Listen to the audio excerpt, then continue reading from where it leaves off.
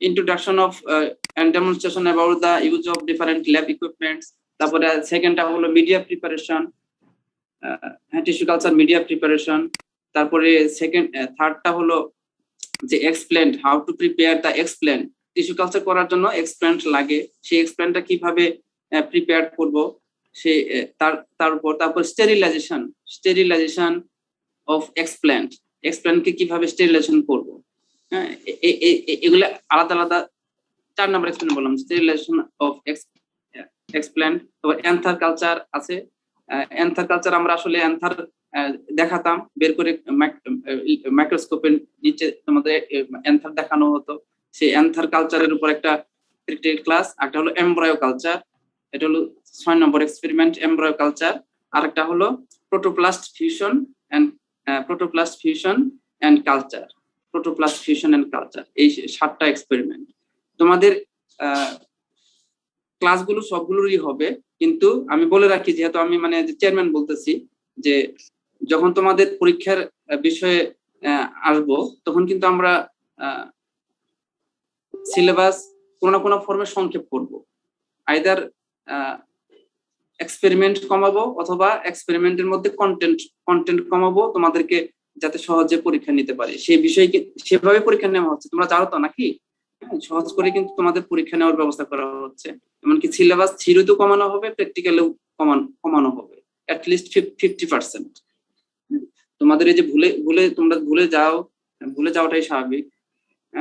তারপরে ভুলে গিয়েছো অলরেডি, সেগুলো আবার তোমাদের আবার 3 সেমিস্টার 2 এর পরীক্ষা হবে। আবার দেখা যাবে কাছাকাছি সময়ে 3-1 এর পরীক্ষা হবে, আবার কাছাকাছি সময়ের মধ্যে আবার সেমিস্টার 2 এর পরীক্ষা হবে। অতএব আমরা সেই বিষয়গুলো 50% নাকি কমানো হয় না স্যার? মানে কি বললো যে স্যার এত কমায় না? এটা ডিপার্টমেন্ট ভ্যারি করে যে কোন ডিপার্টমেন্ট থেকে কতটুকু কমাবে। আমাদের যদি চায় স্যাররা বায়োটেকনোলজি থেকে 30% এক্সাম নেবে, সেটা স্যারদের উপর ডিপেন্ড করবে।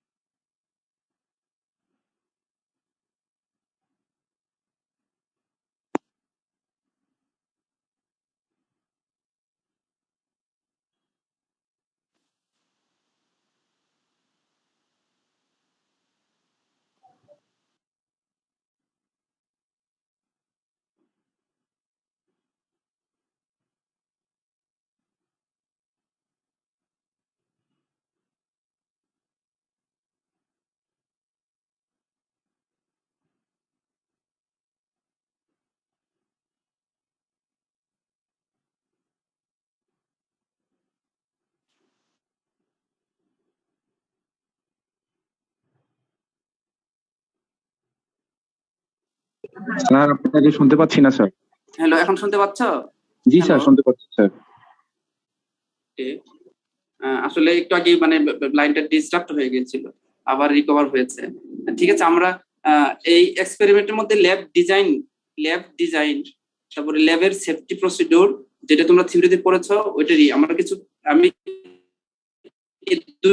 দুইটা ক্লাস নিব। আমি আজকে একটু ব্রিফ করব, আর আরেকটা ক্লাস নিয়ে, যেহেতু টাইম অল্প, 1 ঘন্টা পাবো না আজকে, আরেকটা ক্লাসে আমি কিছু যন্ত্রপাতি সেগুলো অনলাইন থেকে কালেকশন করে, তারপরে কিছু ছবি কালেকশন করে সেগুলো তোমাদেরকে দেখাবো আজকের বর্ণনা অনুসারে কিছুটা। ঠিক আছে, আমাদের ল্যাব ডিজাইন কেন প্রয়োজন পড়ে, ল্যাব কেন প্রয়োজন? আসলে প্রথম আমাদের টিস্যু কালচার খুবই সেনসিটিভ একটা এক্সপেরিমেন্ট। টিস্যুটাকে গ্রো করে সেখান থেকে মাইক্রোপ্রপাগেশন হয়ে ওঠে। তখন যদি কোনোভাবে কন্টামিনেশন হয়ে যায়, তাহলে কিন্তু সেই এক্সপ্লেন্ট থেকে কিন্তু বা সেই অবস্থা থেকে কিন্তু আসলে একটা টিস্যু কালচার প্ল্যান তৈরি করা সম্ভব হয় না। এজন্য ল্যাব যাতে ক্লিন থাকে, এমনকি সেখানে যাতে অ্যাসেপ্টিক কন্ডিশন মেনটেন করা হয়, এই বিষয়গুলো মানে মাথায় রেখে ল্যাবটা ডিজাইন করা হয়। এমন ভাবে ডিজাইন করা হয় যেন ল্যাবের যে রুমগুলো থাকে সেগুলো যেন সিকোয়েন্সিয়ালি যেন আমরা অপারেট করতে পারি। এখানে দেখো, আমি আসলে স্লাইড তৈরি করে নেই, তোমাদেরকে এই আমার এই লেখাটাও দিয়ে দিব, হ্যাঁ, ক্লাস শেষে বা মাঝখানে দিয়ে দিব এই লেখাটা। হ্যাঁ, যে ল্যাবের ভিতরে যে রুমগুলো থাকবে সেগুলো সিকোয়েন্সিয়ালি অপারেশনের ভিত্তিতে কিভাবে আমি অপারেশন করতে চাই সেই অনুসারে সিকোয়েন্স করবো। আর কিছু ক্লিন রুম থাকবে এবং সেগুলো আবার কিছু ডার্টি প্লেস থাকবে, ওয়াশিং এরিয়া, সেগুলো থেকে মানে সাফিসিয়েন্ট ডিস্টেন্স থাকতে হবে, সেপারেশন থাকতে হবে। তারপরে ল্যাবে একটা করিডোর, মানে ল্যাবের চতুর্দিক দিয়ে একটা করিডোর থাকলে ভালো হয়, অথবা কমপক্ষে 2টা উইং ইউনিট থাকতে পারে, 2টা ইউনিটের মাঝখানে একটা করে একটা করিডোর থাকলে ভালো হয়। তাছাড়া বেসিক রিকোয়ারমেন্ট আছে, একটা টিস্যু কালচার ল্যাবের 6টা বেসিক রিকোয়ারমেন্ট থাকে, যেমন general washing area, media preparation, sterilisation, storage area, aseptic transfer area, একটা থাকে ইনকিউবেটর, মেল কালচার রুম, তারপর একটা ডাটা কালেকশন এরিয়া থাকে, আর একটা হলো অ্যাক্লিমেটাইজেশন এরিয়া। দেখো এখানে ছবিটা, হ্যাঁ, প্রথমে একটা এন্ট্রান্স থাকে, যে এন্ট্রান্সের পাশেই এখানে থাকে হলো একটা ওয়াশিং এরিয়া। যেহেতু ওয়াশিং এরিয়ার সাথে একটা স্টেরিলাইজেশন এরিয়ার সাথে সম্পর্ক আছে, কিছু কিছু মিডিয়া প্রিপারেশন করে স্টেরিলাইজেশন করতে হয়, তাহলে এটার সাথে একটা কানেকশন থাকে, এখান থেকে স্টেরিলাইজেশন করা হয়। তারপরে এটা থেকে আবার সেপারেট, এই দুটোর সাথে আবার অ্যাসেপ্টিক যে কালচার রুম, এটার সাথে ট্রান্সফার এরিয়া, এটার সাথে সম্পর্ক না, এটা আলাদা দরজা, এখান থেকে নিয়ে এসে এখান দিয়ে এখানে ট্রান্সফার করা হয়, তাহলে অ্যাসেপ্টিক ট্রান্সফার এরিয়াটা আলাদা। আবার এটা একটা দেখো কালচার রুম, এটা কালচার রুম। এই কালচার রুমে এখানে প্রথমে ডাটা কালেকশন রুম, তারপর এটার পাশে ভিতরের দিকে গেলে থাকবে হলো কালচার রুম। সেই কালচার রুমের মধ্যে থাকবে বিভিন্ন সেলস থাকবে, এখানেই মেইন কালচারটা করা হবে। এখানে টেম্পারেচার, এভরিথিং, আর্টিফিশিয়াল যে কন্ডিশন, ইন ভিট্রো কন্ডিশনটা কিন্তু এই রুমেই অ্যাকচুয়ালি মেইনটেইন করা হবে। ঠিক আছে, এটা হলো তাহলে একটা টিস্যু কালচার লেভেল মডেল, একটা ডিজাইন। ঠিক আছে, আর এই ল্যাবের যখন আমরা অ্যাক্টিভিটিস করব, তখন যে সমস্ত ইকুইপমেন্টস আমাদেরকে হ্যান্ডেল করতে হবে, তাদের সঙ্গে তোমাদের পরিচয় হতে হবে। কি কি ইকুইপমেন্টস থাকতে পারে, কিছু কিছু মানে বড় ইনস্ট্রুমেন্ট, হ্যাঁ, বড় ইনস্ট্রুমেন্ট, সেগুলোকে সাধারণত ইকুইপমেন্টস বলা হয়। যেগুলো বড় ইনস্ট্রুমেন্ট সেগুলোকে ইকুইপমেন্টস বলা হয়। আর কিছু স্মল ইনস্ট্রুমেন্ট থাকে, গ্লাসওয়্যার থাকে, প্লাস্টিক ওয়্যার থাকে, এগুলো। বড় বড় যে ইকুইপমেন্ট গুলো আছে, তার মধ্যে আছে হলো যে মিডিয়া প্রিপারেশন এরিয়ার মধ্যে সাধারণত থাকে হলো যে ডিস্টিল ওয়াটার প্ল্যান্ট থাকে, অটোক্লেভ মেশিন থাকে, আমি অল্প করে করে দিচ্ছি। তারপরে একটা ইলেকট্রনিক ব্যালেন্স থাকে, একটা ম্যাগনেটিক স্টাইরার থাকে, পিস মিটার থাকে, রেফ্রিজারেটর থাকে, মাইক্রো ওভেন থাকে, তারপরে হলো যে হ্যাঁ ওভেন থাকে, মিডিয়া ডিসপেন্সার থাকে, সেন্ট্রিফিউজ মেশিন আমাদের দরকার পড়ে, তারপরে ফিল্ম হুড থাকে। এগুলো প্রত্যেকটি থাকে হলো যে মিডিয়া প্রিপারেশন এরিয়ার মধ্যে। তো ডিস্টিল ওয়াটার প্ল্যান্টের কাজ হলো ওয়াটার অটোক্লেভ মেশিনের ফাংশন, তোমরা জানো স্টেরিলাইজেশন করতে হয় মিডিয়া, অথবা ওয়াশ করার পরে সেগুলো স্টেরিলাইজেশন করা হয়, স্মল ইনস্ট্রুমেন্ট স্টেরিলাইজেশন করা হয়। 0.0001 গ্রাম থেকে 1 গ্রাম পর্যন্ত এরকম মানে অল্প মানে ইলেকট্রনিক ব্যালেন্সের মাধ্যমে যাতে মেজার করা যায়। তারপরে ম্যাগনেটিক স্টাইরার থাকে, হ্যাঁ, অনেক কেমিক্যালস আছে যে সেগুলোকে শুধু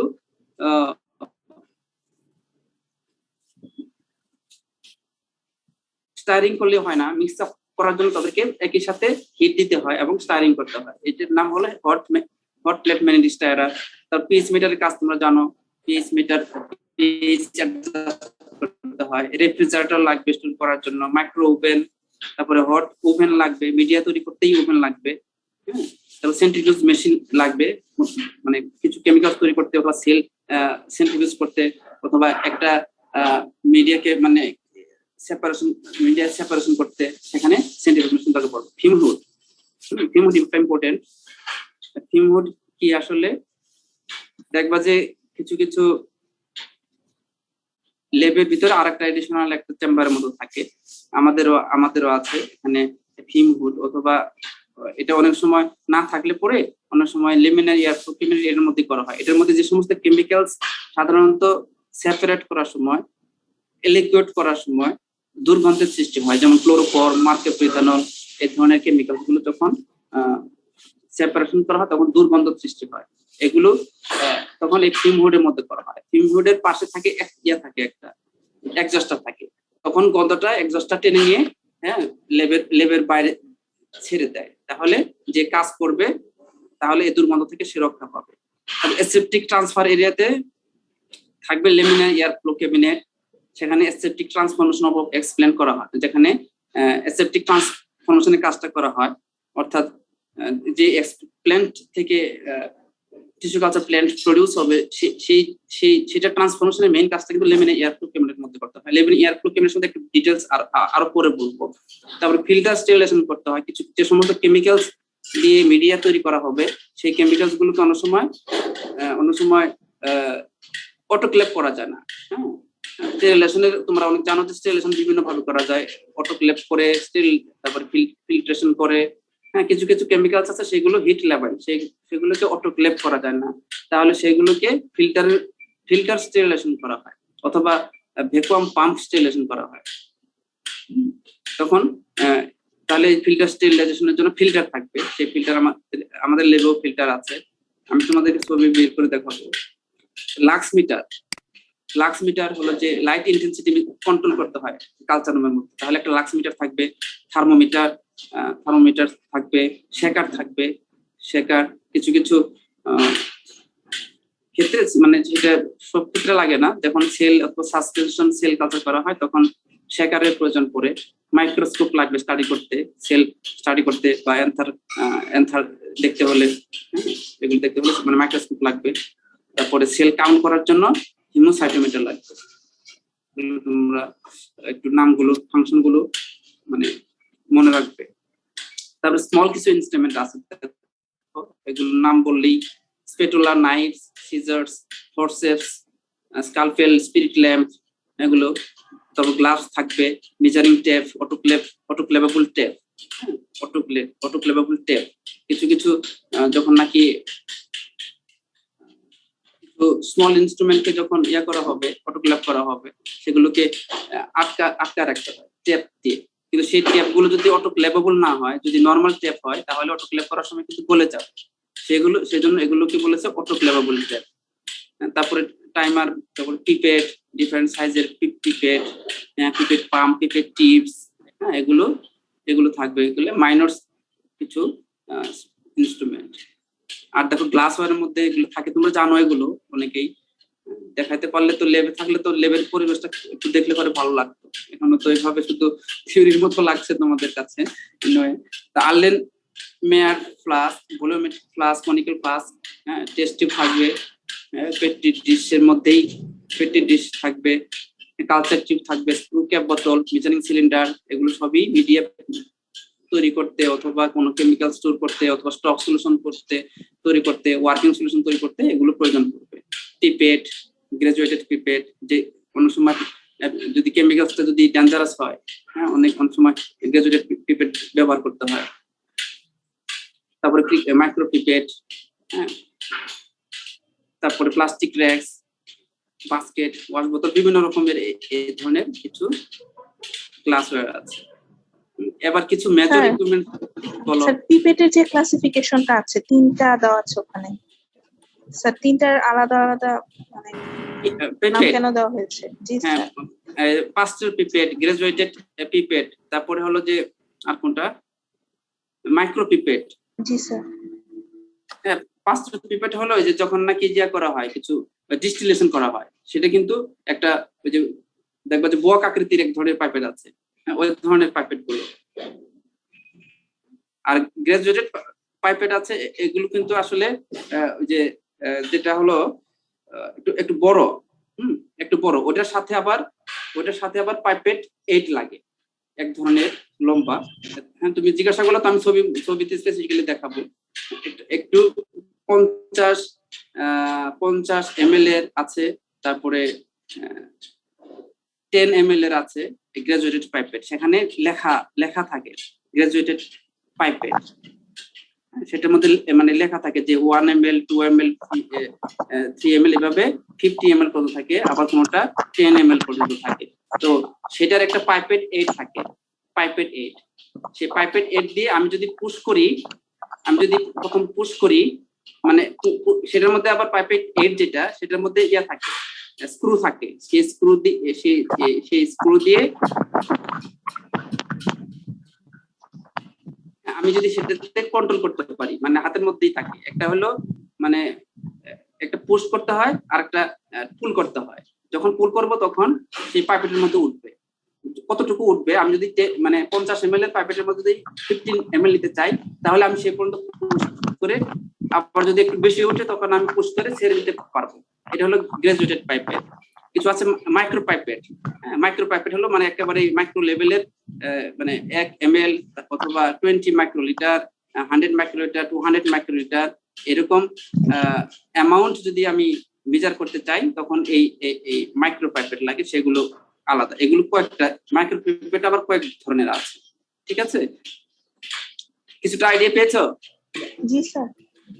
আবার আমি ছবি দেখাবো নি, এগুলোর সাথে আমি একটা করে ছবি তোমাদেরকে দেখাবো, যেহেতু আমি তৈরি করি নাই। আরেকটা ক্লাস নিয়ে আমি ওটার মধ্যে দেখাবো, পরের ক্লাসটাই নিব আমি, তখন শুধু দেখাবো অল্প টাইমের মধ্যে। আমরা ব্যালেন্স সম্বন্ধে আসলে কিছু প্রিকশন নাই। ব্যালেন্সটা সাধারণত একটা প্রিকশনের মধ্যে আমি বলি যে একটা সমতল জায়গায় রাখতে হবে ব্যালেন্স সব সময়, আর সানলাইট থেকে দূরে রাখতে হবে, আর ওভারলোড ক্যাপাসিটির বেশি ব্যালেন্স করা যাবে না। তারপরে ব্যালেন্সের উপর যাতে কেমিক্যালস পড়ে না থাকে অথবা সেগুলো খেয়াল করতে হবে, মানে পানি যাতে না পড়ে সেগুলো খেয়াল করতে হবে। তাহলে ব্যালেন্সে যখন ইলেকট্রনিক ব্যালেন্স এগুলো দিয়ে মানে অনেক 0.1 মিলিগ্রাম পর্যন্ত, অর্থাৎ 0.000 গ্রাম এ পর্যন্ত কিন্তু আসলে প্রিসাইজলি মেজার করা যায়, সম্ভব।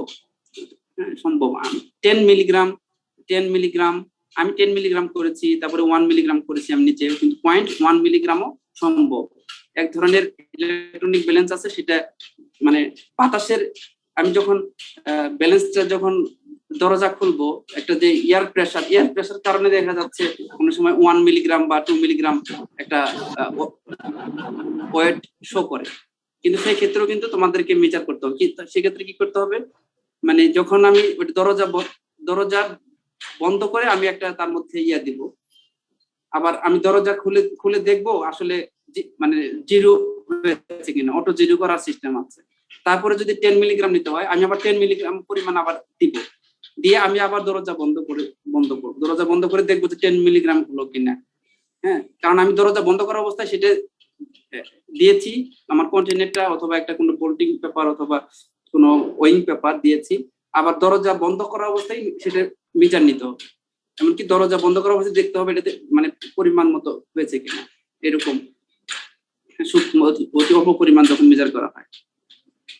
ম্যাগনেটিক স্টাইরার সম্বন্ধে খুব একটা বলছি না, বললাম যে যে সমস্ত কিছু কেমিক্যালস আছে, যে ক্যালসিয়াম, যেমন ক্যালসিয়াম ক্লোরাইড, এগুলো মানে, তারপরে ক্যালসিয়াম হাইড্রোক্সাইড, এগুলো সহজে দ্রবীভূত হয় না, এজন্য এগুলোকে হিট দিয়ে দ্রবীভূত করা হয়। তারপরে অটোক্লেভ সম্বন্ধে একটু ডিটেলস বলি। অটোক্লেভের তোমরা কন্ডিশন জানো যে 121 ডিগ্রি সেন্টিগ্রেড তাপমাত্রায় 15 psi pounds per square inch 15 minute যদি হিটিং করা হয়, তাহলে এর মধ্যে যে ময়েস্ট হিট তৈরি হবে, সেই ময়েস্ট হিটের কারণে যে সমস্ত মাইক্রো অর্গানিজম থাকবে সেগুলো কিন্তু ধ্বংসপ্রাপ্ত হয়ে যাবে। এটা হলো অটোক্লেভের প্রিন্সিপাল। অর্থাৎ 121 ডিগ্রি সেন্টিগ্রেড তাপমাত্রায় 15 psi 15 মিনিট সময় যদি হিটিং করা হয়, তাহলে সে তার মধ্যে যে আমি কিছু স্মল ইনস্ট্রুমেন্ট রাখি বা মিডিয়া রাখি, সেগুলোর মধ্যে সমস্ত মাইক্রো অর্গানিজম গুলো একেবারে ডিস্ট্রয় হয়ে যাবে। সেটা হলো অটোক্লেভ। তখন অটোক্লেভ হয়েছে।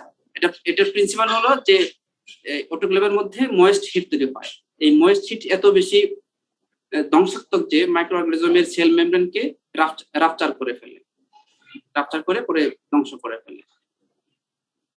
তাহলে এই অটোক্লেভ মেশিনটা আসলে সেফটি প্রসিডিউর খুবই ইম্পর্টেন্ট, কারণ এটা অনেক সময় বড় হয়ে থাকে, ছোট হয়ে থাকে, বিভিন্ন রকমের লিড হয়, আর লিড থাকে, সেগুলো লিডের নিচে একটা গাস্কেট থাকে, সেই গাস্কেট অনেক সময় প্রেসার ধরে রাখে। এটা অনেকটা হলো যে তোমরা হয়তো দেখেছো, মানে প্রেসার কুকারের মধ্যে থাকে না, যেমন গাস্কেট থাকে না, কিন্তু সেখানে প্রেসারটা ধরে রাখে।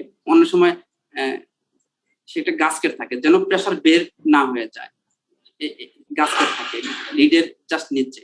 তারপরে জ্যাকেট থাকে, পেডেল থাকে, টাইমার থাকে, হ্যাঁ, টাইমার ইন্ডিকেটর থাকে, টেম্পারেচারের ইন্ডিকেটর থাকে, টাইমারের ইন্ডিকেটর থাকে, সেই অটোক্লেভ মেশিনের মধ্যেই থাকে।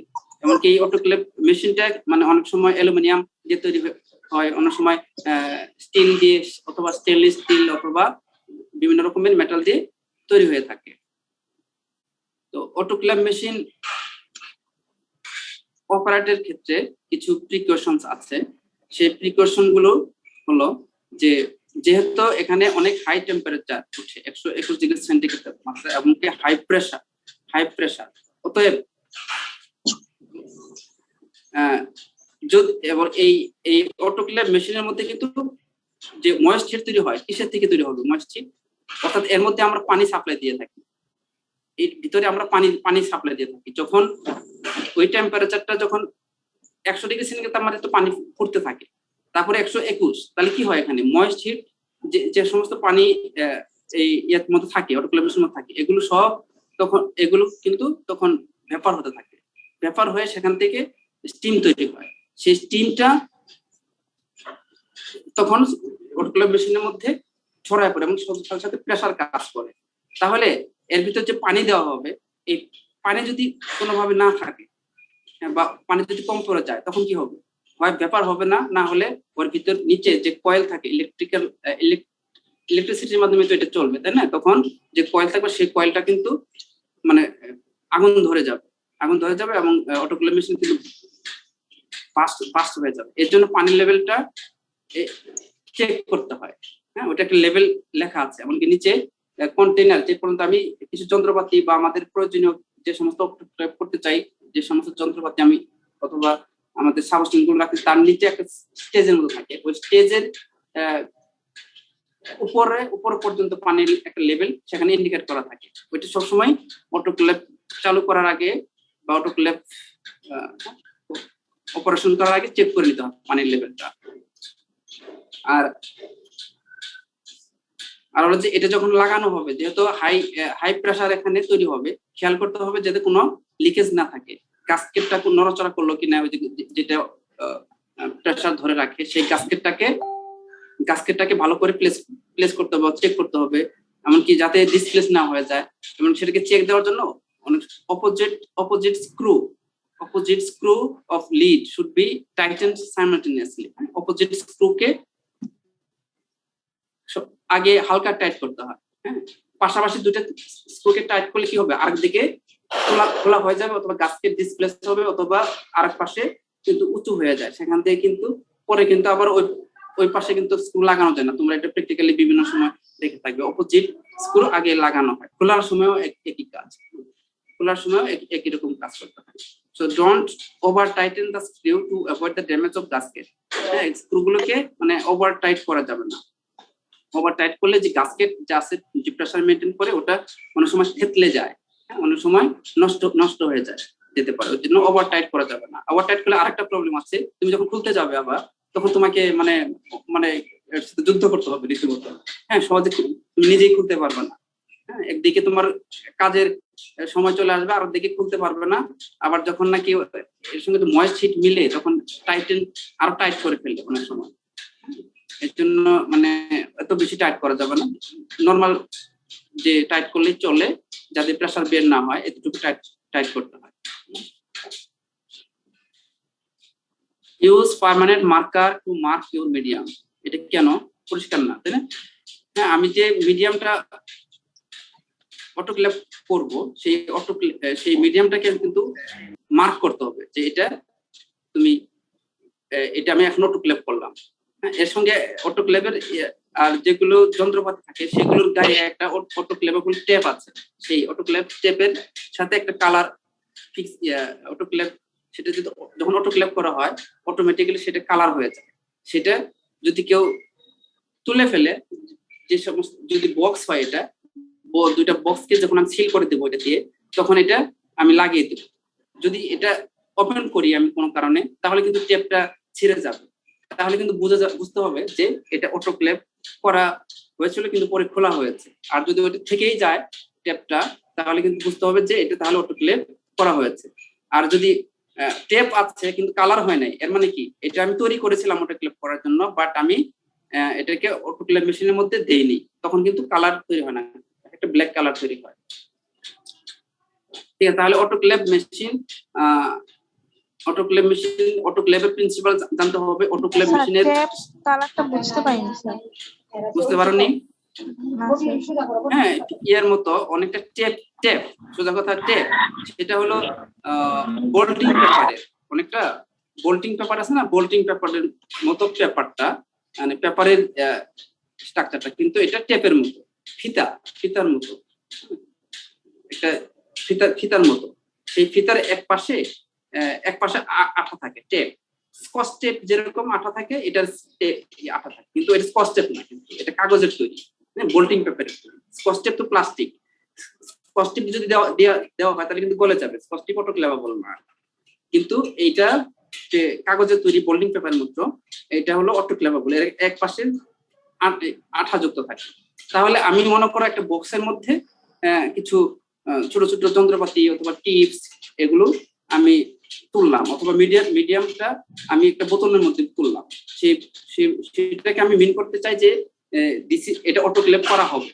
তখন এই টেপের একটা বৈশিষ্ট্য হলো কি, এটা এমন ভাবে মানে তৈরি করা যে এটার এক পাশে আঠা থাকে, আরেক পাশে সাদা থাকে, প্রথম সাদা, তার পাশে জেব্রা ফিশের মতো, জেব্রার মতো অথবা জেব্রা ফিশের মতো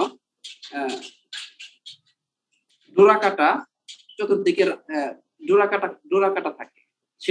সেটা যখন অটোক্লেভ করার আগে ডোরা কাটাটা বোঝা যায় না। হ্যাঁ, সেটা মনে হবে কি একটা ব্রাউন কালার অথবা হালকা হোয়াইট কালার। হ্যাঁ, কিন্তু যখন নাকি অটোক্লেভ করা হবে, এর মধ্যে যে একটা যে জেব্রার মতো ইয়ে থাকে, রাউন্ড দেওয়া থাকে, এটা তখন হিটের কারণে তখন এটা ব্ল্যাক কালার হয়ে যায়। বুঝতে পেরেছ? হ্যাঁ, যখন ব্ল্যাক কালার হয়ে যায় তখন আমরা বুঝি কি যে অটোক্লেভ হয়েছে, প্লাস এই যন্ত্রটা বা এই বক্সটা অথবা এই মিডিয়াটা অটোক্লেভ করা হয়েছে। একদিকে অটোক্লেভ হয়েছে বোঝা যায়, আরেকদিকে এটাকে আমি ধরে রাখতে পারি যে এটা খোলা হয়নি বা এটা অটোক্লেভ করা হয়েছে, এরকম বোঝা যায়। এটা মানে টেপ, এক ধরনের অটোক্লেভ ইন্ডিকেট করার টেপ। ঠিক আছে, এত কিছু মানে দেখা, এগুলো আমাদের লেভেল, এটা আমাদের লেভেল নাই। হ্যাঁ, আমি তোমাদের ছবি দেখাবো, সবগুলো অনেক সময় লাগবে এগুলো ছবি জোগাড় করতে, অনলাইন থেকে খুঁজে আমি ছবি বের করবো। এবার laminar air flow bench. Laminar air flow বেঞ্চটা হলো একটা টিস্যু কালচার রুমের মানে হার্ট বলা যায়, মানে টিস্যু কালচার ল্যাবের একটা প্রধান, এবং যেটা না থাকলে টিস্যু কালচার সম্ভবই না, এরকম একটা সব যন্ত্রের দরকার আসলে, কিন্তু এটা তার মধ্যে সমান heart tissue culture lab. Laminar air flow bench, এটা একটা ইকুইপমেন্ট, এটা একটা মেজর ইকুইপমেন্ট। এটার মধ্যে করা হয় কি যে অ্যাসেপটিক যে ম্যানিপুলেশনস, অর্থাৎ বিভিন্ন ছোট ছোট যে যন্ত্রপাতি, তারপরে যে এক্সপ্ল্যান্ট অথবা কেমিক্যালস যেগুলোকে অটোক্লেভ করা হয়েছে, হ্যাঁ, এগুলো যদি আমি রুমের ওপেন প্লেসে যদি আমি করি, এগুলো মানে ম্যানিপুলেশন করি, তখন কি হবে? ওপেন প্লেসে কি আছে? সর্বত্র বায়ুমণ্ডলে কি ছড়িয়ে আছে? মাইক্রো অর্গানিজম ছড়িয়ে আছে। তাহলে আমি যদি এটা বাইরে যদি ম্যানিপুলেট করি, আমি অটোক্লেভ করা সেই যন্ত্রপাতিগুলো বা টিপস গুলো অথবা মিডিয়া গুলো, তখন কি হবে? সেটা কিন্তু কন্টামিনেশন হয়ে যাবে। তাহলে আমি কোথায় ম্যানিপুলেট করবো এটাকে? এই জন্য লেমিনার এয়ার ফ্লো একটা বেঞ্চ আছে, সেই বেঞ্চের মধ্যে নিয়ে তারপরে সেটাকে ওপেন করতে হবে, অথবা সেটা একটা ফাইল থেকে একটা ফাইলে ট্রান্সফার করতে হবে। এমনকি এই লেমিনার এয়ার ফ্লো ক্যাবিনেটের ভিতরে প্রবেশ করানোর সময় কিন্তু আবারও স্টেরিলাইজেশন করতে হবে। কিরকম? মনে করো যে আমি একটা বোতল অটোক্লেভ করা আছে, যখন আমি র্যাক থেকে নিয়ে আমি যে এই যন্ত্রটার কাছে নিয়ে যাব, তখন তো আমার বায়ুমণ্ডলের মধ্য দিয়ে নিয়ে যেত, তাহলে সেখানে মাইক্রো অর্গানিজম তো ভেসে বেড়াচ্ছে। অতএব যখন আমি জাস্ট ভিতরে ঢুকাবো, তার আগে আমি ইথানল দিয়ে স্প্রে করে নেব, অথবা ভিতরে ঢুকিয়ে ওই যে ফ্লেম স্টেরিলাইজেশন, তোমরা জানো ফ্লেম স্টেরিলাইজেশন করা যায়, তারপরে অ্যালকোহল স্টেরিলাইজেশন করা যায়, এগুলো আবারও করে তারপরে এই মেশিনটার ভিতর কিন্তু ঢুকে নিতে হয়। ঠিক আছে, এটা মানে এতটাই মানে মানে অ্যাসেপ্টিক কন্ডিশন মেনটেন করা একটা যন্ত্র, আমি এটা বললাম। তাহলে এই যন্ত্রটা আসলে কিভাবে তৈরি, এটার একটা স্ট্রাকচার জানতে হবে। এটার মধ্যে একটা ফিল্টার থাকে,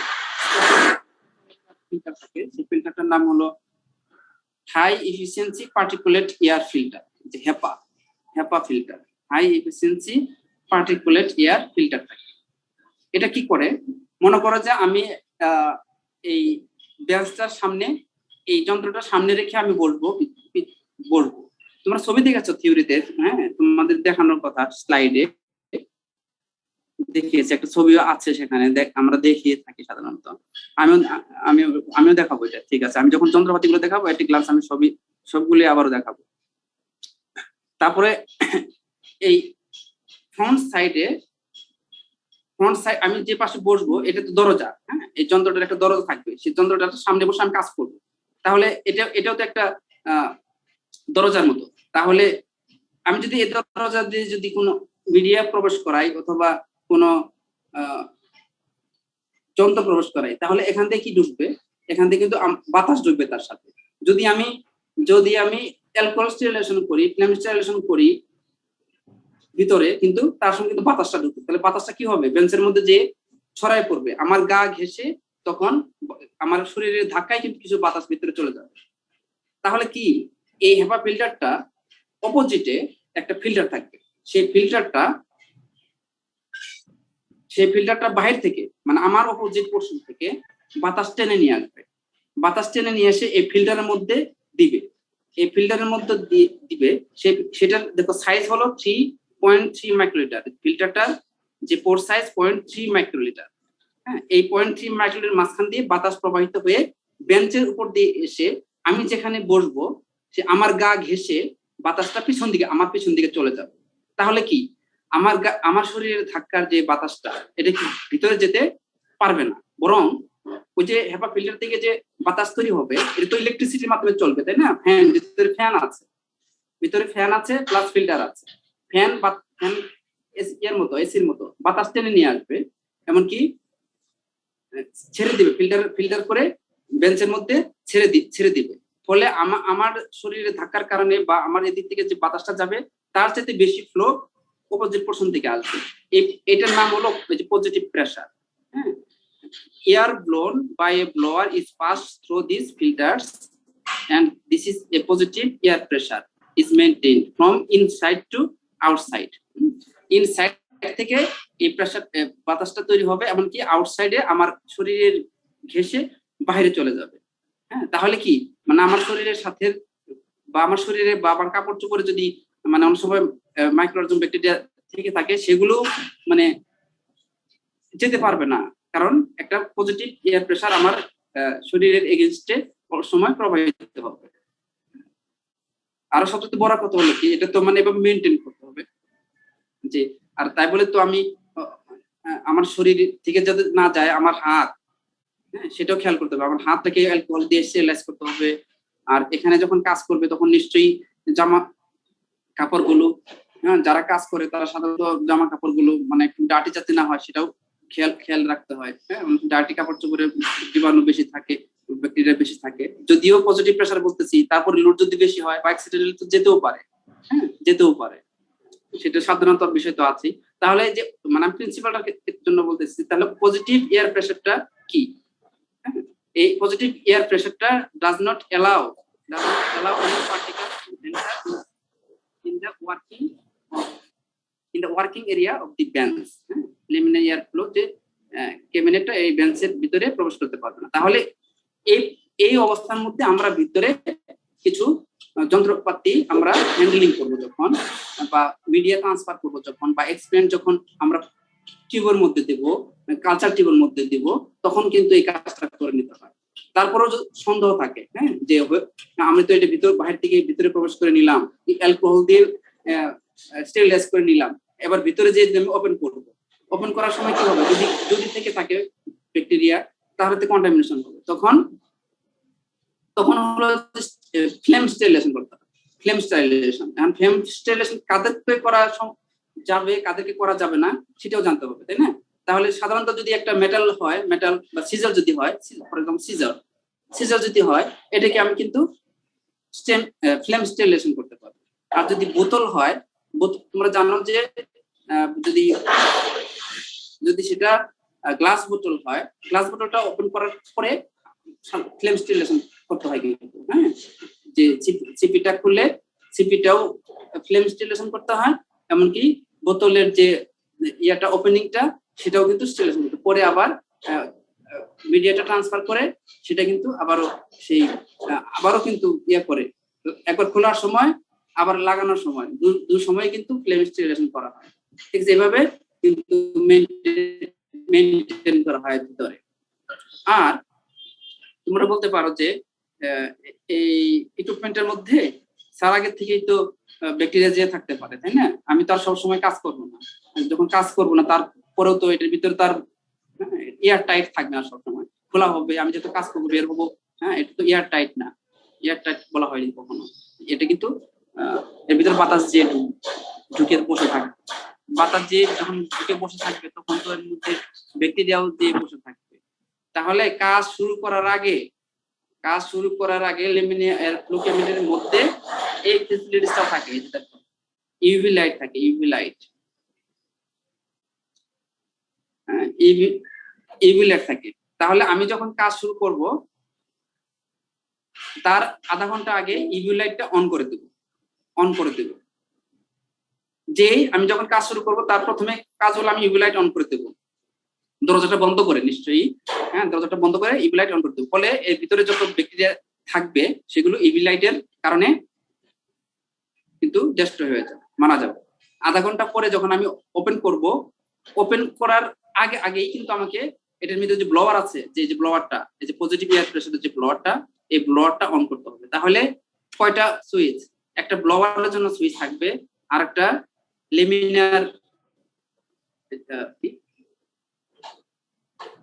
একটা ব্লোয়ারের জন্য সুইচ থাকবে, একটা ইউভি লাইটের জন্য সুইচ থাকবে, তারপরে ইলেকট্রিসিটির জন্য থাকবে সুইচ, হ্যাঁ, ইলেকট্রিসিটির জন্য থাকবে।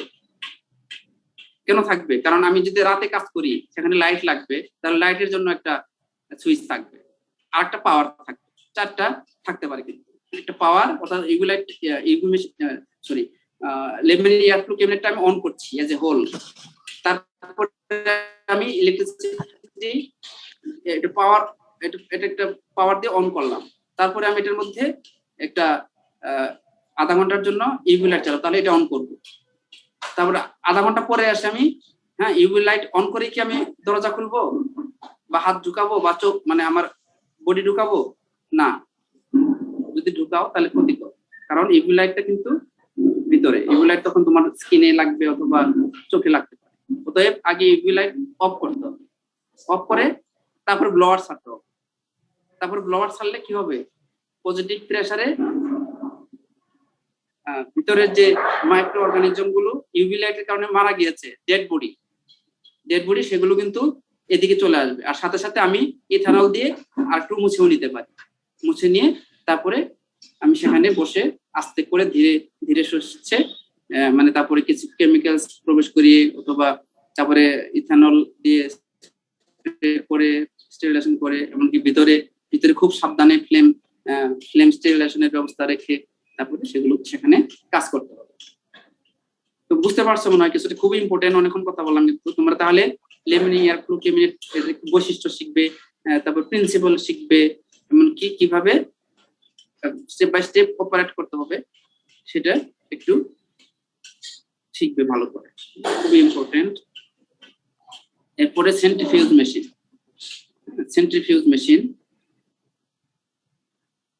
তোমরা জানো যে সেন্ট্রিফিউজ মেশিন কি প্রিন্সিপালে কাজ করে?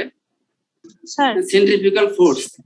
স্যার একটা কোশ্চেন। ইয়েস স্যার, যখন আমরা কাজ করব তখন এয়ার ফ্লোর সুইচটা অন থাকবে আর হচ্ছে ব্লোয়ার সুইচটা অন থাকবে। হ্যাঁ, এয়ার ফ্লো আর ব্লোয়ার তো একই। এয়ার ফ্লো মানে তো ব্লোয়ার নাকি? কিন্তু স্যার ইউভি, জি স্যার, কিন্তু ইউভি লাইটের সুইচটা অফ থাকবে যখন আমরা করব। অফ থাকবে, হ্যাঁ। আমি আধা ঘন্টা পরে, আমি আধা ঘন্টা যাবত অন থাকবে, হ্যাঁ।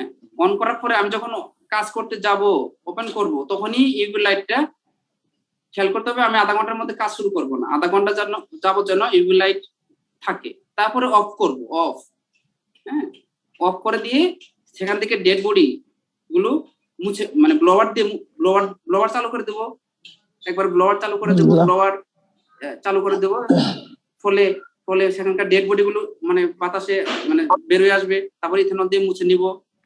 এই যে এই ব্লোয়ার যে চালুই থাকবে তার মধ্যেই যে আমি বসবো, হ্যাঁ তুমি হাত ঢুকিয়ে যে ব্লোয়ার চালু করলে লাভ হবে না, ওকে আগে ব্লোয়ার চালু করতে হবে, তারপরে আমাকে ওখানে বসতে হবে, তারপর আমার হাত প্রবেশ করাতে হবে, বুঝতে পারছো সিকোয়েন্সটা?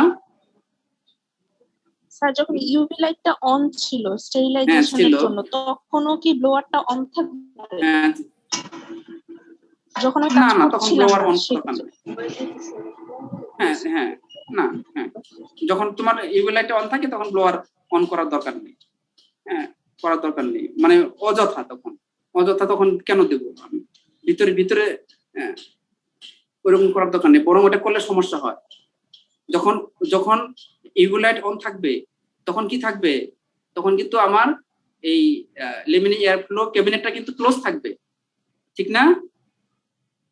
দরজা ক্লোজ থাকবে না?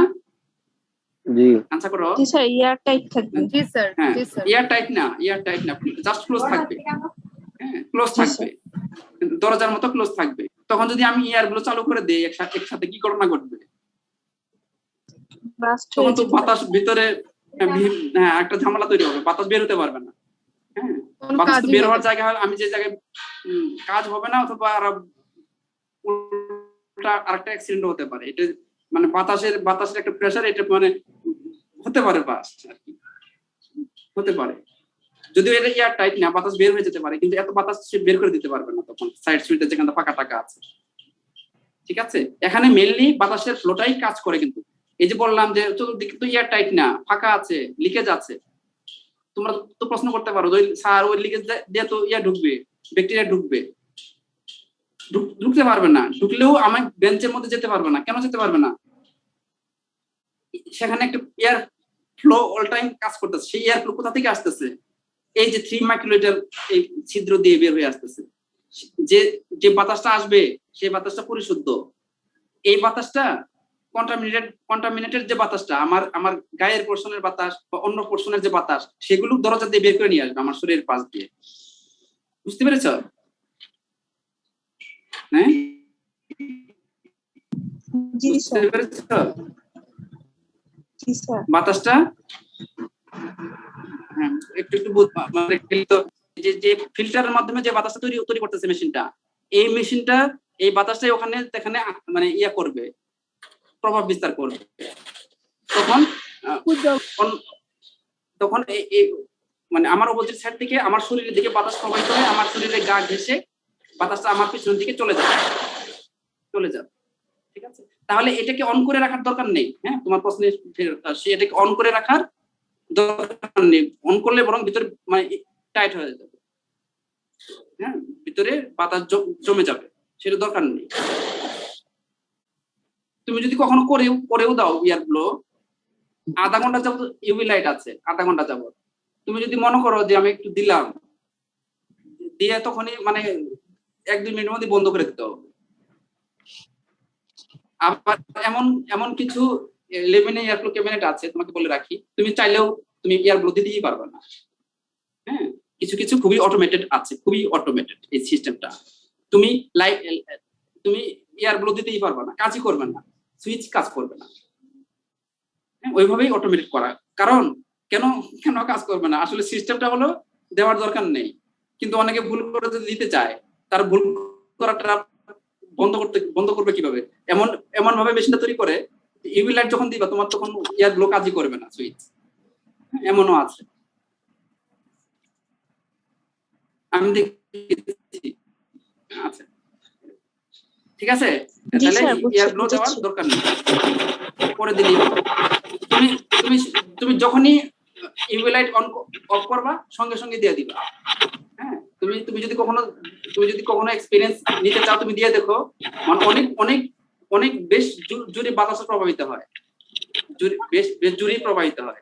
আমি যদি 5 মিনিট দিয়ে রাখি ওখানে, আমি ওখানে দাঁড়ালে গা শিরশির করে। এমন শীতের দিনে, শীতের সময় বসলে ওখানে বেশিক্ষণ কাজই করা যায় না, শিরশির করে শরীর, বাতাসটা যখন আসে। তাহলে আমার সেন্ট্রিফিউজ মেশিন সেন্ট্রিফিউগাল ফোর্সের মাধ্যমে কাজ করে। তোমরা জানো যে ঘুরে আমরা কোনো কেমিক্যাল থেকে যদি একটা ডেব্রিজ যদি আমরা মানে করতে চাই, সেপারেট করতে চাই, তাহলে সেন্ট্রিফিউজ মেশিনের মধ্যে দিলে সেন্ট্রিফিউগাল ফোর্স তৈরি হয়। এমন সেন্ট্রিফিউগাল ফোর্সটা একটা কেন্দ্র বিমুখী বলের সৃষ্টি হয়। সেন্ট্রিফিউগাল মেশিন যখন ঘুরে কেন্দ্র বিমুখী বল তৈরি হয়। কেন্দ্র বিমুখী বলের কারণে তোমরা অর্জুন মিউট করো, মিউট করে দাও।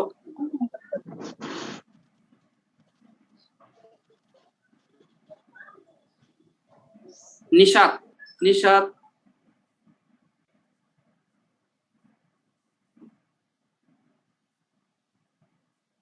ঠিক আছে। তাহলে কেন্দ্রবিমুখী বলের সৃষ্টি হয়। কেন্দ্রমুখী বলের কারণে কি হয়, টিউবের মধ্যে যে মানে আমার যে সলিউশনটা থাকবে সেটা কিন্তু বের হয়ে যেতে চেষ্টা করবে, কিন্তু কেন্দ্রবিমুখী বলের কারণে আবার এটা ভিতর দিকে আসবে, কিন্তু ভিতর দিকে তো তার যাওয়ার জায়গা নেই। তখন যেটা সবচেয়ে বেশি ডেন্সিটি সেটা তখন সেন্ট্রিফিউজ মেশিন নিচে চলে যায়, আর যেটা হালকা এটা আস্তে আস্তে উপর দিকে ভাসতে থাকে। আর এইভাবে একটা গ্রেডিয়েন্ট তৈরি হয় এবং ভারী যেটা সবার আগে ডিসকার্ড করতে চাই ডিসকার্ড হয়ে যায়, অথবা হালকাটা যদি আমি রাখতে চাই তাহলে নিচেরটা উপরের হালকা সুপারনেটেন্টটা আমাদের বের করে নিয়ে আসতে হয় নতুন টিউবে। এইভাবে সেন্ট্রিফিউজ মেশিন কিন্তু এই প্রিন্সিপালে কাজ করে। বিভিন্ন আরপিএম রোটেশন পার মিনিটে কাজ করে, এটা আমি এত ডিটেইলস বলছি না, ঠিক আছে। সেন্ট্রিফিউজ মেশিন তাহলে কোন কেমিক্যালস কে পিউর করতে, সেপারেট করতে বা কাজ ব্যবহৃত হয়। পিএইচ মিটার, পিএইচ মিটারটা তোমরা জানো যে পিএইচ মিটার পিএইচ অ্যাডজাস্ট করার জন্য আমাদের পিএইচ মিটার খুবই প্রয়োজন। আমাদের টিস্যু কালচার ল্যাবের জন্য 5 থেকে 6 পিএইচ মিটার রেঞ্জের মধ্যে সব কেমিক্যালস গুলো বানানোর পরে যে মিডিয়ার একটা পিএইচ 5.8 পিএইচ মিটার দরকার হয়। এই পিএইচ মিটারটাকে হ্যান্ডেলিং করতে হয় ভালো করে। পিএইচ মিটার প্রত্যেকটা কেমিক্যালস বানানোর সময় তার পিএইচ অ্যাডজাস্ট করে দিতে হয়। এই পিএইচ মিটার কাজ যখন করে তখন একটা সলিউশন থাকে, এটা পটাশিয়াম ক্লোরাইড একটা সলিউশন 3 মোলারের, এটা বানিয়ে নিতে হয় যেভাবে এটা বানিয়ে নিতে হয়। তারপরে পিএইচ মিটারের ইলেকট্রোড থাকে, দুইটা ইলেকট্রোড থাকে, একটা ইলেকট্রোড থাকে, সেই ইলেকট্রোড একটা এই বাফারের মধ্যে নিয়ে নিতে হয়।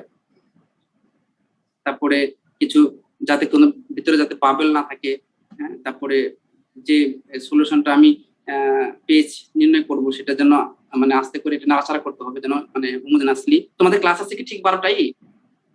জি স্যার, জি স্যার ক্লাস আছে, ঠিক 12টাই ক্লাস। তাহলে কি করব, ঠিক আছে এই পর্যন্ত রেখে যেহেতু একটা ক্লাস নিব তখন বাকিটা শেষ করে তারপরে ওই যে কিছু যন্ত্রপাতি দেখাবো, বাকিটা শেষ করে আর কিছু যন্ত্রপাতি দেখাবো, ঠিক আছে। তাহলে এই পিএইচ মিটার এই সলিউশনের মধ্যে প্রবেশ করে রাখতে হবে কিছুক্ষণ, রেখে তারপরে এটার ইলেকট্রোড গুলো তখন কাজ করবে।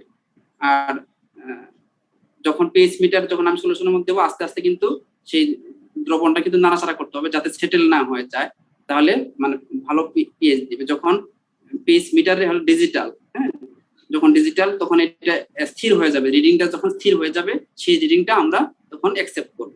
করার পরে সেই পিএইচ মিটার যে ইলেকট্রোডটা আবারও একটু যেহেতু আমি অ্যাসিডিক কন্ডিশন অথবা অ্যালকালাইন কন্ডিশন আমি মেজার করেছি, অতএব এটাকে ওয়াশ করতে হবে। ওয়াশ করে আবারও এই যে এই 3 মোল পটাশিয়াম ক্লোরাইড এই সলিউশনের মধ্যে করে তারপরে এটাকে নরমালি আবার যে একটা বাফার আছে পিএইচ মিটারের জন্য রাখার বাফার আছে, সেই বাফারের মধ্যে রেখে দিতে হবে,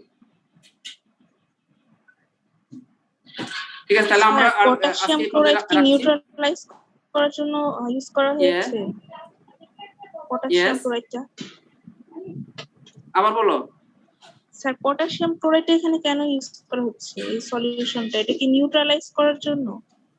এটা একটা রেফারেন্স, একটা সলিউশন, এটাকে স্টেবল রিডিং পাওয়ার জন্য এই পটাশিয়াম ক্লোরাইড এটার মধ্যে এটার মধ্যে রিডিংটা স্টেবল করার জন্য, যে আমার পেজ মিটারটা কাজ করছে কিনা, একটা রেফারেন্স ভ্যালু আছে, এটা রেফারেন্স ভ্যালু আছে, সেটা দেখে বোঝা যাবে যে এটা ঠিক পেজ মিটারটা কাজ করছে। যখন সেখানে ওকে আমরা কি করি, কোনো একটা মেজার করার সময় আমরা জিরো করি না, তোমরা কখনো ফেস করেছো? হ্যাঁ, আমরা কোনো কিছুর মেজার করার সময় অনেক সময় জিরো করে নেই, কারণ কি? হ্যাঁ, যে জিরো করে নেই, এটা লাইক দ্যাট। হ্যাঁ, এটা একটা রেফারেন্স ভ্যালু আছে, এটাকে যখন ওই স্টেবল ভ্যালুটা দিবে তখন আমরা ধরে নেই কি page meter is working well, so we can, এমনকি এটা অপটিমাইজ হয়েছে, এটা ক্যালিব্রেটেড হয়েছে, ক্যালিব্রেশন করার জন্য। হ্যাঁ, মেইনলি ক্যালিব্রেশন করার জন্য এই দ্রবণে দ্রবিত করে নিতে হয়, মানে অ্যাডজাস্ট করে নিতে হয় রিডিংটা, রেফারেন্স রিডিংটা। ঠিক আছে?